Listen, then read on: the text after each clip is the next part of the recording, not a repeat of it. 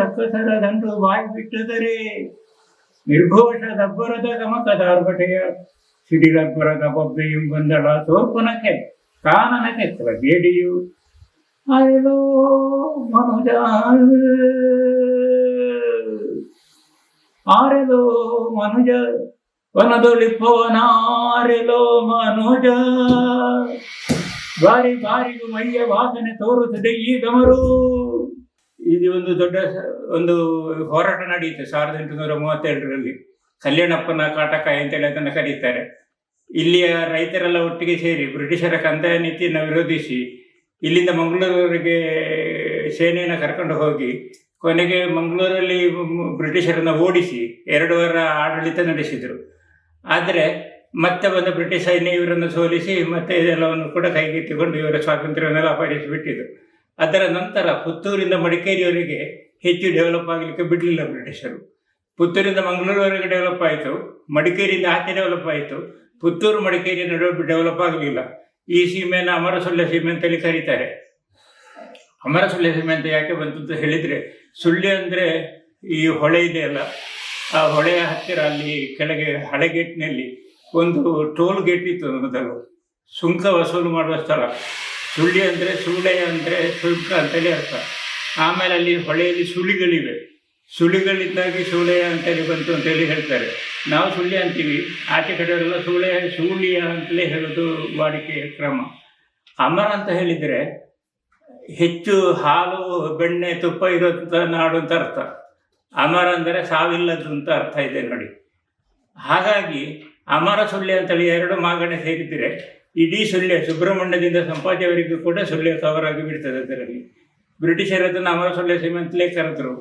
ಇಲ್ಲಿ ಹೋರಾಟ ಮಾಡಿದವರು ಗೌಡ್ರು ಮತ್ತು ಅವರು ಉಳಿದ ಜನಾಂಗಗಳು ಸೇರಿಕೊಂಡಿದ್ದಾವೆ. ಆದರೆ ಗೌಡ್ರೇ ಪ್ರಾಮುಖ್ಯ ಅಂತೇಳಿ ಹೇಳ್ಬೋದು. ಈಗಲೂ ಕೂಡ ಇಲ್ಲಿಯ ಬಹುತೇಕ ಎಕಾನಮಿಯ ಮುಖ್ಯ ಘಟಕಗಳಂತ ಹೇಳಿದರೆ ಗೌಡ್ರುಗಳೇ.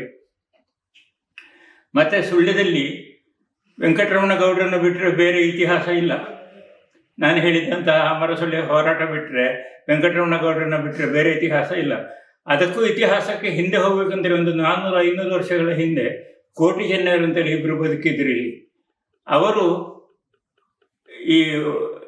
ಇದು ಸಾರಾಯ ಅಲ್ಲ, ಇನ್ನೊಂದು ಕಳ್ಳನ್ನು ಇಳಿಸುವ ಸಮುದಾಯಕ್ಕೆ ಸೇರಿದವರು. ಅವರನ್ನು ಬಿಲ್ಲವರು ಅಂತೇಳಿ ಕರೀತಾರೆ. ಆವಾಗ ಅಲ್ಲಿ ಊಳಿಗಮಾನ್ಯ ವ್ಯವಸ್ಥೆ ಇತ್ತು.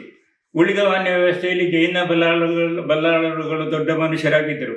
ಅವರನ್ನೆಲ್ಲ ಸೋಲಿಸಿ ಇಬ್ಬರು ಮೇಲಕ್ಕೆ ಬಂದರು. ಅವರು ರೈತರನ್ನು ಸಂಘಟಿಸ್ತಾರೆ ಅಂತ ಆಗುವಾಗ ಪಡಮಲೆ ಬಲ್ಲಾಳ ಅವರನ್ನು ಓಡಿಸ್ತಾನೆ. ಅವರು ಪಂಜಕ್ಕೆ ಬರ್ತಾರೆ, ಹೆಣ್ಮೂರಿಗೆ ಬರ್ತಾರೆ. ಇಲ್ಲಿಯ ಬಲ್ಲಾಳ ಅವರಿಗೆ ಆಶ್ರಯ ಕೊಡ್ತಾನೆ. ಆದರೆ ಪಂಜದ ಬಲ್ಲಾಳ ಬಂದು ಇವರನ್ನು ಯುದ್ಧದಲ್ಲಿ ಸೋಲಿಸ್ತಾನೆ. ಆವಾಗ ಅವರು ಸಾವು ಸಂಭವಿಸ್ತದೆ. ಆ ಸಾವನ್ನು ಆಕಸ್ಮಿಕ ಅನ್ನೋ ಹಾಗೆ ತೋರಿಸ್ತಾರೆ. ಆದರೆ ನಿಜವಾಗಿ ಅದು ಅವರ ಕೊಲೆ ನಡೆದದ್ದು. ಅದು ಕೊಲೆ ನಡೆದ ನಂತರ ಇಲ್ಲಿ ಸೌತ್ ಕೆನರಾದಲ್ಲಿ ಒಂದು ಪರಿಕಲ್ಪನೆ ಉಂಟು. ಯಾರನ್ನಾದರೂ ಕೊಂದ ನಂತರ ಅವನ ಕಡೆಯವರು ಎಲ್ಲಿಯಾದರೂ ದಂಗೆ ಹೇಳ್ಬೋದು ಅನ್ನುವಂತಹ ಭಾವನೆಯಿಂದ ಅವರು ಭೂತಗಳಾಗಿ ಬಿಟ್ಟಿದ್ದಾರೆ ಅಂತ ಹೇಳುವ ಪರಿಕಲ್ಪನೆ ಅದು. ಹಾಗಾಗಿ ಇವರಿಬ್ಬರನ್ನು ಭೂತಗಳಾಗಿ ಈಗಲೂ ಆರಾಧನೆ ಮಾಡ್ತಾರೆ. ಗೆಜ್ಜೆಗಿರಿ ಅಂತೇಳಿ ಒಂದು ಪ್ರದೇಶ ಉಂಟು ಪುತ್ತೂರಿನಲ್ಲಿ. ಅಲ್ಲಿ ದೊಡ್ಡ ಮಟ್ಟಿನ ವ್ಯವಸ್ಥೆ ಇದೆ ಈ ಕೋಟಿ ಚೆನ್ನಯ್ಯರದ್ದು. ಕೋಟಿ ಚೆನ್ನಯ್ಯರು ಈ ಈಡಿಗ ಕಮ್ಯುನಿಟಿ ಅಂತೇಳಿ ಕರೀತಾರೆ ನೋಡಿ, ಆಚೆ ಈಡಿಗ ಕಮ್ಯುನಿಟಿಗೆ ಸೇರಿದವರು. ಅವರ ಜನಸಂಖ್ಯೆ ತುಂಬ ಉಂಟು ಸುಳ್ಯದಲ್ಲಿ. ಅವರು ಮೊದಲಾದರೆ ದೊಡ್ಡ ತಾಳೆ ಮರದಿಂದ ಎಲ್ಲ ಕಳ್ಳನ್ನು ಇಳಿಸ್ತಾ ಇದ್ರು. ಈಗ ಅಂತ ಕಳ್ಳಿಲ್ಲ, ಇಳಿಸಲಿಕ್ಕೆ ತಾಳೆ ಮರಗಳೇ ಇಲ್ಲ ಸುಳ್ಯದಲ್ಲಿ. ಲೇಬರ್ ಕ್ಲಾಸ್ ಬಹುತೇಕವಾಗಿ SC/ST ಕಮ್ಯುನಿಟಿ. ಅದಕ್ಕೆ ಏನು ಕಾರಣ ಅಂದರೆ SCಗಳು ಇಡೀ ನಮ್ಮ ದೇಶದಲ್ಲಿ SCಗಳಿಗೆ 1% SCಗಳಿಗೆ ಭೂಮಿ ಇದೆ, 99% SCಗಳಿಗೆ ಭೂಮಿ ಇಲ್ಲ. ಭೂಮಿ ಇಲ್ಲದ ನಂತರ ಅವರು ಎಲ್ಲಿ ಕೆಲಸ ಮಾಡಬೇಕು? ಅವರು ಅನಿವಾರ್ಯವಾಗಿ ಭೂಮಿ ಉಳ್ಳವರ ಅಲ್ಲಿಗೆ ಹೋಗಿ ಕೆಲಸ ಮಾಡಬೇಕು. ಅದುವೇ ಇಲ್ಲಿ ಬಂದಂತಹ ವೈಶಿಷ್ಟ್ಯ. ಮತ್ತು ಇವರು ಒಂದು ಕಾಲೋನಿಗಳಲ್ಲಿ ವಾಸಿಸ್ತಾರೆ. ಇಲ್ಲಿ 2 ಕಾಲೋನಿಗಳಿವೆ. ನಾನು ಅವರನ್ನು ತುಂಬ ಪ್ರಯತ್ನ ಪಟ್ಟೆ, ಅವರನ್ನು ಹೊರಗೆ ತರಬೇಕು ಅವರ ಜಡತ್ವದಿಂದ, ಹಾಗೆ ಹೀಗೆ ಅಂತ ಅಂಬೇಡ್ಕರ್ರ ಬಗ್ಗೆ ಹೇಳಿದೆ. ಆದರೆ ಸ್ವಲ್ಪ ಪ್ರತಿಗಾಮಿಗಳು ನನ್ನ ವಿರುದ್ಧವೇ ತಿರುಗಿ ಬಿದ್ದರು. ಅದು ನನಗೆ ಹೊಡಿಬೇಕು, ಮಾನಭಂಗ ಮಾಡಲಿಕ್ಕೆ ಬರ್ತಾರೆ ಇತ್ಯಾದಿ ಒಂದು ಹುಡುಗಿಯಿಂದ ಹೇಳಿಸ್ಬೇಕು ಅಂತೆಲ್ಲ ಮಾಡಿದ್ರು ಅವರು. ಅದು ಯಶಸ್ವಿಯಾಗಲಿಲ್ಲ ಪುಣ್ಯಕ್ಕೆ. ಆದರೆ ಅಷ್ಟೆಲ್ಲ ಪ್ರತಿಕ್ರಿಯಾವಾದಿಗಳ ನಡುವೆ ಕೆಲಸ ಮಾಡಬೇಕಾಗಿ ಬಂತು. ಇದು ಸುಮಾರು 30 ವರ್ಷಗಳ ಹಿಂದಿನ ಕತೆ. ಈಗಲೂ ಈ 2 ಕಾಲೋನಿಯಿಂದ ಒಬ್ಬ ಗ್ರಾಜ್ಯುಯೇಟ್ ಹೊರಗೆ ಬರಲಿಲ್ಲ. ನಾನು ನನ್ನ ತಮ್ಮಂದಿರನ್ನ ಇಬ್ಬರನ್ನ ಕಳಿಸಿ ಸಾಕ್ಷರತಾ ಆಂದೋಲನ ಕಾಲದಲ್ಲಿ ಟೀಚಿಂಗ್ ಮಾಡಿಸಿದೆ. ನಾನು ಹೋಗಿ ಸೂಪರ್ವೈಸ್ ಮಾಡ್ತಾ ಇದ್ದೆ ಫ್ರೀಯಾಗಿ. ಆದರೂ ಕೂಡ ಪ್ರಯೋಜನ ಆಗಲಿಲ್ಲ. ಈ ಕಮ್ಯುನಿಟಿ ಭಾವನಾತ್ಮಕವಾಗಿ ಬಹಳ ಶೋಷಣೆಗೆ ಒಳಗಾದ ಹಾಗೆ ಕಾಣ್ತದೆ ನನಗೆ. ಅವರಿಗೆ ಎಷ್ಟು ಸವಲತ್ತು ಕೊಟ್ಟರೂ ಕೂಡ ಅವರದನ್ನು ಉಪಯೋಗಿಸಿಕೊಂಡು ಮೇಲಕ್ಕೆ ಬರುವಂಥವರ ಸಂಖ್ಯೆ ಬಹಳ ಕಡಿಮೆ, ಬಹಳ ಅಂದರೆ ಬಹಳ ಕಡಿಮೆ. ನೀವು ಅವರನ್ನ ಒಂದು ಸೇವಿಂಗ್ಸ್ ಮಾಡಿ ಅಂತ ಹೇಳಿದ್ರಿ, ಸೇವಿಂಗ್ಸಿಗೆ ಅವರು ಹೋಗುವುದಿಲ್ಲ. ಈಗ ಇಲ್ಲಿ ಸೌತ್ ಕನ್ನಡದಲ್ಲಿ ಸಂಬಳ ತುಂಬ ಚೆನ್ನಾಗಿದೆ. ಈಗ ಇಲ್ಲಿ ಇಬ್ಬರು ಕೆಲಸದವರಿದ್ದಾರೆ. 750 ರೂಪಾಯಿ ಕೊಡ್ತೀವಿ, ಒಂದು ಊಟ ಕೊಡ್ತೀವಿ, 2 ಕಾಫಿ ತಿಂಡಿ ಕೊಡ್ತೀವಿ. 750 ಅಂದರೆ ಅದು ದೊಡ್ಡ ಮೊತ್ತವೇ. ಆದರೆ ಅವರು ಅದನ್ನು ಇವತ್ತೇ ಖರ್ಚು ಮಾಡಿ ಅಥವಾ ನಾಳೆ ಖರ್ಚು ಮಾಡಿ ಮತ್ತೆ ಪುನಃ ಸಾಲಕ್ಕೆ ಬರ್ತಾರೆ, ಅಡ್ವಾನ್ಸ್ ಕೊಡಿ ಅಂತೇಳಿ ಕೇಳಲಿಕ್ಕೆ ಬರ್ತಾರೆ. ಅವರಲ್ಲಿ ಉಳಿತಾಯ ಪ್ರವೃತ್ತಿ ಇಲ್ಲ. ಗೌಡ್ರುಗಳನ್ನು ಬಿಟ್ಟರೆ ಮಡಿಕೆ ಮಾಡುವವರಿದ್ದಾರೆ, ಕುಲಾಲ್ರು ಅಂತೇಳಿ ಕರೀತಾರೆ ಅವರನ್ನು, ಕುಲಾಲ್ರು ಅಂತ. ಅವರ ಪಾಪ್ಯುಲೇಷನ್ ಇದೆ. ಅವರು ಪಾರಂಪರಿಕವಾಗಿ ಮಡಿಕೆ ಮಾಡ್ತಾ ಇದ್ರು. ಇಲ್ಲಿ ಪುತ್ತೂರಿಗೆ ಹೋಗುವಲ್ಲಿ ಕೌಡಿಚಾರು ಅಂತೇಳಿ ಒಂದು ಪ್ರದೇಶ ಇದೆ, ಅಲ್ಲಿ ಅವರದೊಂದು ಸೊಸೈಟಿ ಇದೆ. ಅವರು ಈಗಲೂ ಪ್ರಬಲವಾಗಿದ್ದಾರೆ.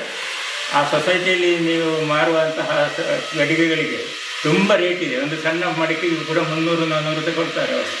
ಆದರೆ ಹೋಗ್ತದೆ, ಅದು ಫ್ಯಾಷನ್ ಆಗಿರ್ತದೆ. ಇದೇನೆಂದರೆ ಶೂದ್ರರ ಮನೆಯಲ್ಲಿ ಮೀನು ಮಾಂಸ ಮಾಡಲಿಕ್ಕೆ ಮಣ್ಣಿನ ಮಡಿಕೆಯನ್ನೇ ಬಳಸ್ತಾರೆ, ಈಚೆ ಪಾತ್ರೆಯನ್ನು ಬಳಸುವುದಿಲ್ಲ. ಹಾಗಾಗಿ ಅವರ ಮಣ್ಣಿನ ಮಡಿಕೆಗೆ ಡಿಮಾಂಡ್ ಇದೆ.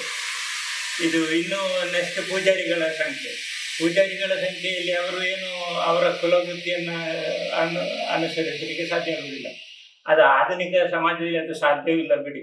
ಕುಲವೃತ್ತಿ ಅನ್ನೋದನ್ನು ನಾವು ಮರೆತೇ ಮಾತಾಡಬೇಕಾಗ್ತದೆ. ನಾನು ಮೀನುಗಾರರ ಬಗ್ಗೆ ಸಂಶೋಧನೆ ನಡೆಸಿದ್ದೇನೆ.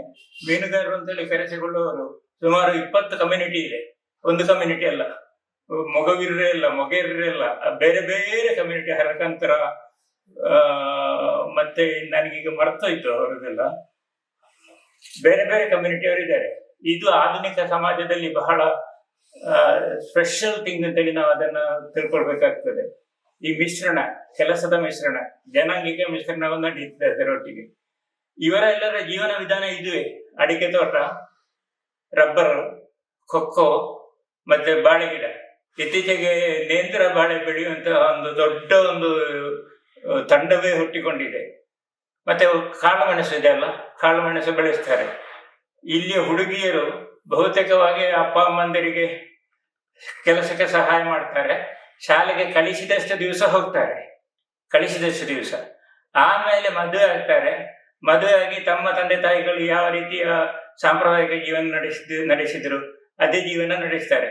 ಅಂದ್ರೆ ದೇವರುಗಳನ್ನು ನಂಬುತ್ತಾರೆ, ದೈವಗಳನ್ನು ನಂಬುತ್ತಾರೆ. ಇಲ್ಲಿಯ ದೈವಗಳನ್ನ ಭೂತಗಳು ಅಂತೇಳಿ ಕರೀತಾರೆ.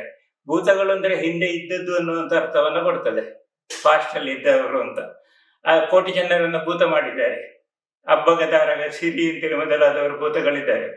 ಇಲ್ಲಿ ಒಂದು ವಿಷ್ಣುಮೂರ್ತಿ ಅಂತೇಳಿ ಒಂದು ಭೂತ ಉಂಟು. ಅದು ವರಾಹ ಅವತಾರದ, ನರಸಿಂಹ ಅವತಾರದ ಭೂತ. ವರಾಹ ಅವತಾರವಲ್ಲ, ನರಸಿಂಹ ಅವತಾರ. ವಿಶೇಷ ಅಂದ್ರೆ ನಾನು ಅಂದ್ಕೊಂಡಿದ್ದೆ ಭೂತ ಆರಾಧನೆ ಅದು ತುಂಬಾ ಜನ ಪರವಾದಂತಹ ಒಂದು ಕಲೆ ಅಂತೇಳಿ. ಆದ್ರೆ ಅಲ್ಲಿ ಕೂಡ ಮೊದಲು ಪ್ರಸಾದ ಕೊಡೋದು ಭೂತ ಬ್ರಾಹ್ಮಣರಿಗೆ, ನಂತರ ಜೈನರಿಗೆ, ನಂತರ ಕೊಂಕಣಿಗಳಿಗೆ, ನಂತರ ಶೆಟ್ರುಗಳಿಗೆ, ನಂತರ ಈ ಹೆರಾರ್ಕಿಕಲ್ ಸಿಸ್ಟಮ್ ಹೇಗೆ ಉಂಟಲ್ಲ, ಆ ಹೆರಾರ್ಕಿಕಲ್ ಸಿಸ್ಟಮ್ಗೆ ಅನುಗುಣವಾಗಿ ಪ್ರಸಾದ ಕೊಡ್ತದೆ. ಅಂದ್ರೆ ನಮ್ಮಲ್ಲಿ ಯಾವ ಆರಾಧನೆ ಇರಲಿ, ಜಾತಿ ಬಿಟ್ಟು ಆರಾಧನೆ ಇಲ್ಲ ಅನ್ನೋದಕ್ಕೆ ಇದೊಂದು ಆಧಾರ. ಜಾತಿಯ ಪ್ರಧಾನವಾಗ್ತದೆ.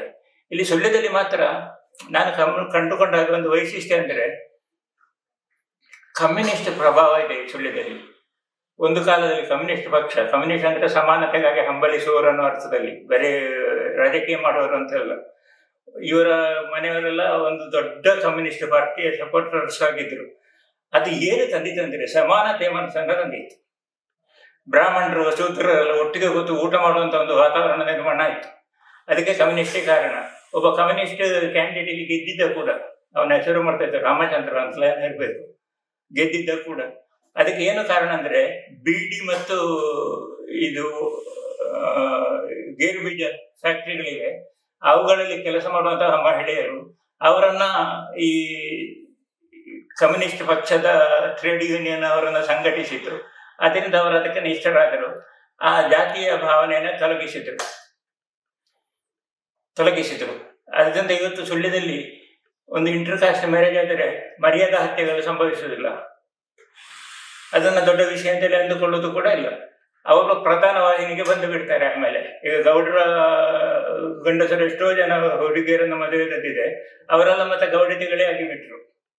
ಅದರಿಂದ ಅದು ಪ್ರಧಾನವಾದಂತಹ ಜಾತಿ ಪ್ರಧಾನವಾಗಿ ಉಳಿಯಿತು, ಅಪ್ರಧಾನವಾದಂತಹ ಜಾತಿ ಅಪ್ರಧಾನವಾಗಿ ಉಳಿಯಿತು. ಅದಕ್ಕೆ ಭೂಮಿಯ ಹಂಚುವಿಕೆ ಕಾರಣ. ನಾನು ಆಗಲೇ ಹೇಳಿದ್ದೇನೆ, ಈ SC ಕಮ್ಯುನಿಟಿಗಳಲ್ಲಿ ಭೂಮಿ ಇಲ್ಲ.